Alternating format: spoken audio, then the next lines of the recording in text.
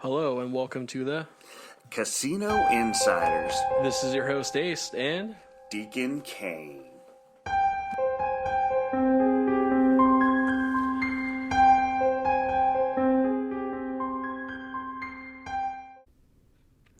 All right, how's everybody doing out there? Hey, thank you guys for tuning in. We really do appreciate it. Today I'm going to be going solo. This is Deacon. Good evening, good morning, or good night. Depends on what part of the day you're in. So I just thought I'd kind of start things out by letting you guys know what was going on with the Ace. Ace is actually going to be out for a while. He's got some really phenomenal things going on. I'm not sure when he's going to be back, so I'll be doing shows by myself for a little while until he gets back. But he's doing some pretty great stuff right now, so I'm pretty stoked for him. I hope you guys all will be too. Give him a thumbs up when we post it, or when he decides he wants to post it, and let people know what he's got going on. So, you guys ready? Because I know I am, so let's go. No, I'm just kidding. Wrong type of show there. So, excuse me. So, as you know, I like to start things off a little silly, a little funny. And kind of the main thing that we got here on the Casino Insiders is this. Today we're going to be making it pretty short, pretty simple, pretty succinct. You ready? Okay. Number one, I'm going to talk about the two questions we received in the email. One by Anonymous, one by another person. Thank you very much for the questions, guys. So here we go. That's going to be the number one. We're going to talk about questions. Number two, we're going to cover some fun facts. And actually, one of them is extremely interesting, at least in my opinion, just because, well, you'll see. I don't need to kind of go into detail. So definitely stay to the end because you're going to really like what we got at the end. At the end, we're going to be talking about something that you've probably already seen on our social media, and I hope you guys enjoy. All right. So the first question is from Anonymous. And Anonymous, he or she says, what are the craziest baccarat bets? So I kind of did a few things. I kind of looked some stuff up to see what some of the craziest baccarat bets are. And it kept taking me to these two side bets called the Player Dragon Bonus and the Banker Bonus. And what's interesting about those is this.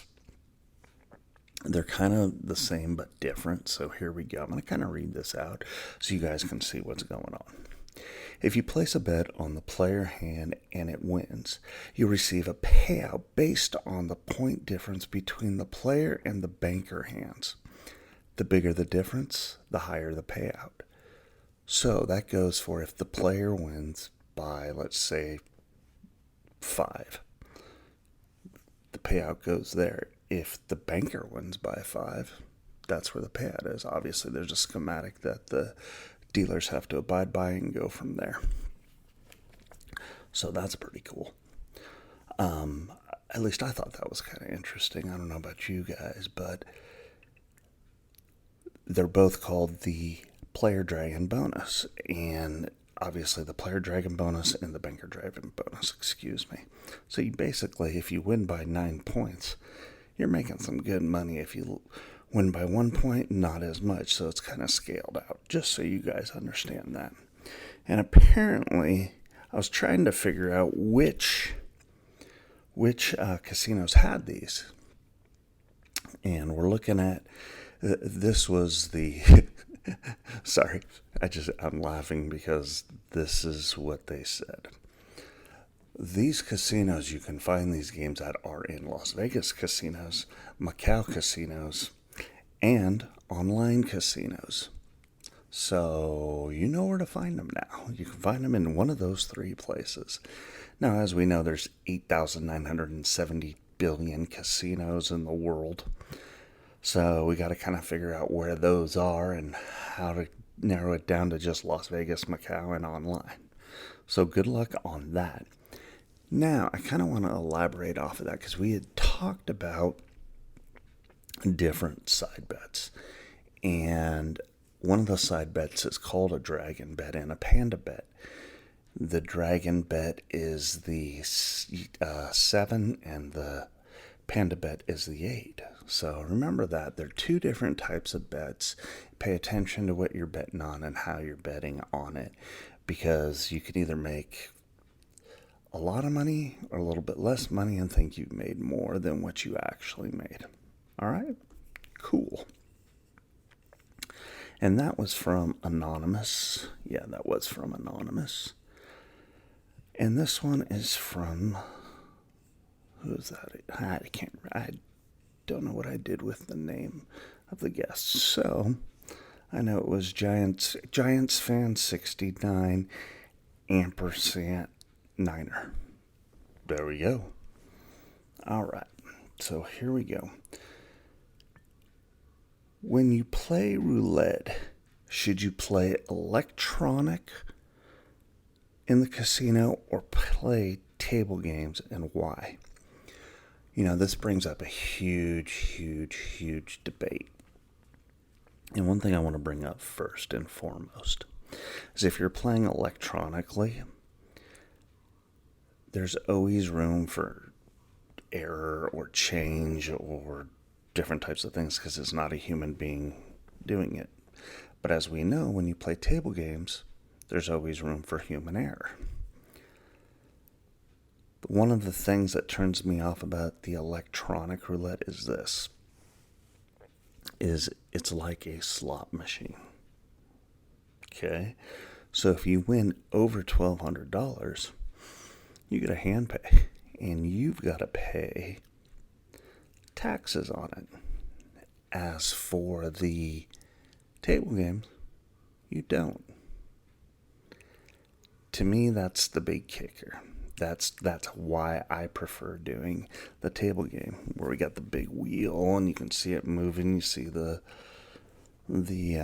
dealer go ahead and throw the ball around and see what happens. So that's the main reason why I really truly like that a little bit better. Does that work for you guys? I know, that works for me. So that's why I like it. All right, what else do we got here? Well, those were the only two questions. So now, as good old Ace would always say, we got fun facts. So it's time for some fun facts. This one is way back in the 70s. And a group called the Edmonds, back in the 70s, physics students at the University of California, Santa Cruz, devised a computerized system to predict where a roulette ball would land based on the physics principle.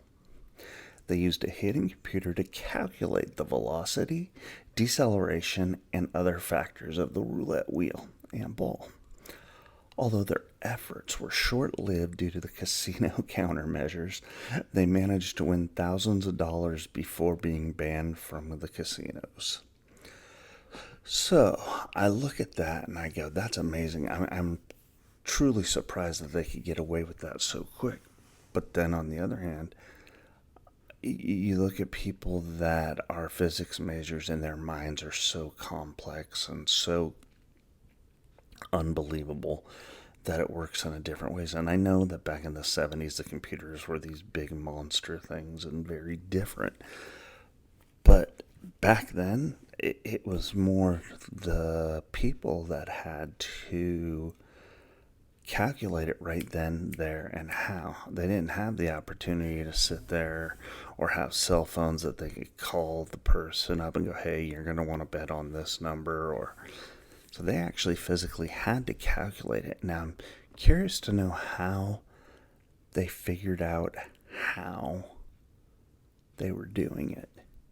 I'm wondering if somebody just kind of gave it up or kind of went out there and messed up, screwed something up, and they got caught. Because usually when people get caught is when they mess something up So I want to take a little break here and I want to talk to you about some of our affiliates. Some of you like to use your voice kind of like me. Some of you like to read out loud or talk to people out loud, which I like to do, obviously, as you can tell. But one of the pretty cool things is how many of you actually sit there and let's say you're at your kid's school and you read out loud to the class and everybody's intrigued about it. Or if you are in a meeting and you have to read something out, you kind of put a little extra effort into it and kind of do stuff, and people come up to you and go, hey, I really like the way you did that. You should do blah, blah, blah. Well, Voices.com gives you the opportunity to utilize your voice in a way that you could possibly make money.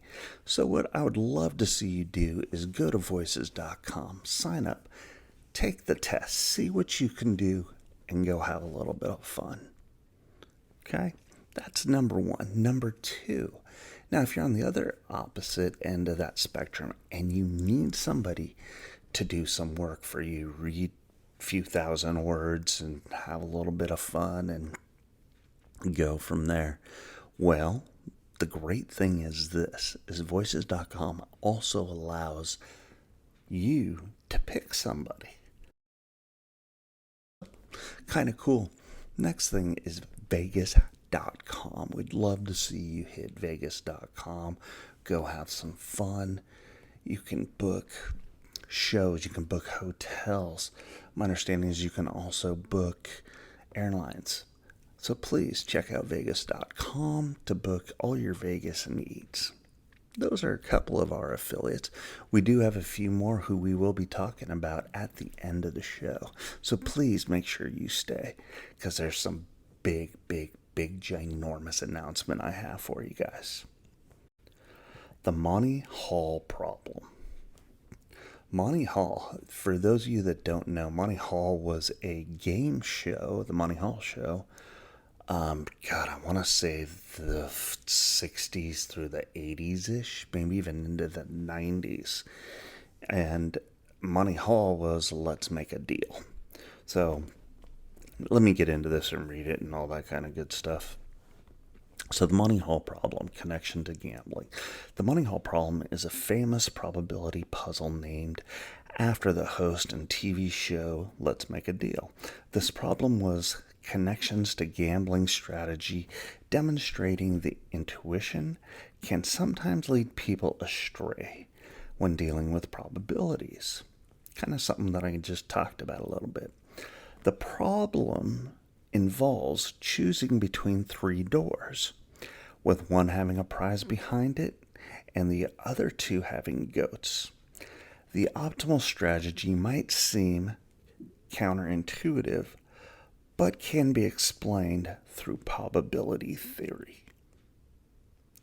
Now, I don't know what probability theory is. I'm not a physicist or anything like that. But to sit there and say that Let's Make a Deal is gambling, it is. Let's be honest. I mean, you can go and you got to pick three numbers on a roulette table, right? Or you got to pick a table, go from there. And remember, in some of the casinos, you'd have the big wheel, and you could put money on the big numbers and see what it was going to land on. Kind of a sucker bet, just in case you wanted to know. So therefore, it's absolutely gambling, and basically telling you that intuition is going to lead you astray. Absolutely it could. You never know, because if you go with your gut all the time, or 90% of the time, or 10% of the time, me, I go with my gut, and every time I seem to go away from it, it always is the wrong decision. But luckily, I got my wife who definitely whacks me upside the head when I'm thinking astray, so she's my gut feeling. For those of you that are married, you understand. You pick up what I'm throwing down. All right. Now I'm going to get into a fun fact that really delves into some pretty brilliant people. And one of these folks, some of you that are old enough are going to remember this movie in regards to it. All right, you ready? Because I am. Feel like I should be going, who lives in a pineapple under the sea? Anyway, different story, different time, different place. Okay. A Nobel Prize for Gambling Theory. In 1994, John Harsanyi, John Nash, and Reinhard Selten were awarded the Nobel Memorial Prize in Economic Science for their pioneering work in game theory. Game theory has application in various fields, including economics, politics, and indeed gambling. Nash's work in the particularly laid the foundation for understanding strategic decision-making and interactions which are relevant to poker, bluffing, and other gambling situations. Now, you may know one of those names, and you may remember the movie. So I'm going to get into a little bit more, and here we go. John Nash. His contribution is perhaps the most well-known of the three recipients, due to the popularization of his life and work in a movie, A Beautiful Mind. Nash's key insight, known as Nash equilibrium, is central concept in game theory. I have no equilibrium. It's all over the place, so it's impressive that he has an actual name for his equilibrium. Not a boy.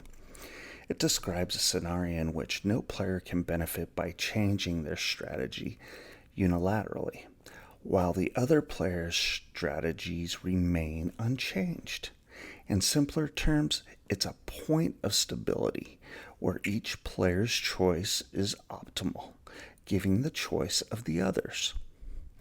Nash's work is relevant to gambling as it helps understand strategic decision-making, bluffing, and how players might react to each other's choices in games like poker. So, and I use this term allegedly because who knows? They're saying that Mr. Nash basically invented bluffing. I don't know. That's another topic that we may have to discuss down the road. Okay. Now, I butchered his name once, so let's try and butcher it a second time, folks. John Harsanyi contribution extended game theory by incorporating the concept of incomplete information, which means that players might not have complete knowledge of the game's parameters or other players' strategies.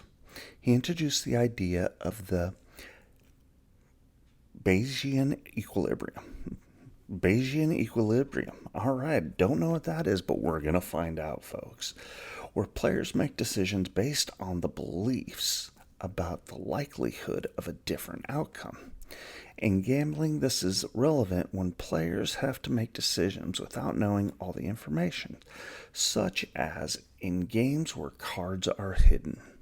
So, we're making a decision based on somebody else's cards. Well, that's gambling, folks. I mean, let's be honest here. That's gambling. But kind of interesting that they had to put these theories to it. So, let's see what else we got. Here we go. Oh, forgot about Reinhard Selten's contribution. Work focused on a strategic thinking and rational behavior in games. With imperfect information, he introduced the concept of the sub-game perfect equilibrium, which is refinement of Nash equilibrium that considers only strategies that are optimal at every possible subgame of a larger game. This concept helps to analyze how players should behave over the course of a multi-step game, considering the consequences of their choices at each stage. This type of analysis can be useful in various aspects of decision making, including strategic moves and gambling. Well, yeah, that's a lot of words. Let's be honest here. That's a lot of words and a lot of theory out there. But as we know, poker is a psychological, obviously a physiological theory in its own, and that's a different monster, which I'm definitely going to look into a little bit more and tackle. What do you guys think of it? Okay, folks, so something pretty cool and near and dear to our hearts. Well, my heart, I should say. I wrote a book. I am officially an author, and it is on Kindle and Amazon. As of right now, I'm working on putting in a few other places. You have the ebook, which you can go and just download and check it out on the Kindle Ultimate. If you got it, it's free. That's the best thing about Kindle Ultimate. If you got it, it's free, folks. You gotta love that. So the name of the book is Mastering Blackjack, a comprehensive guide to becoming a skilled player. I'm no skilled player myself, but sometimes I get lucky and have a little bit of fun and seem to do well. So let's see what happens for you guys. Hopefully this book helps you out. I have been told that I need to change a few things on the book, so I'm just being honest. It just came out, and it was cool because I had somebody who wants to stay anonymous and who I really look up to gave me a few pointers and said, hey, you may want to add this or you may want to add this, but I like where you're going and I like what you're doing. I was like, all right, sweet, I'll do it. So check it out when you get a chance. I'd like to also talk about our sponsors. You know, you've got Expedia.com, so for all your travel needs. You've also got Vrbo, so if you want to do a Vrbo rental, vacation rental, please check them out, as well as Hotels.com. And as you know, all three of them are underneath the Expedia.com umbrella. We'll have all that information for you down below. If you do have a gambling problem, please call 1-800-GAMBLER. Oh, and the last but not least, don't forget to check out Deuces the Shop. Get your drinking on Fremont Street shirt. So from both of us, or just me tonight, deuces.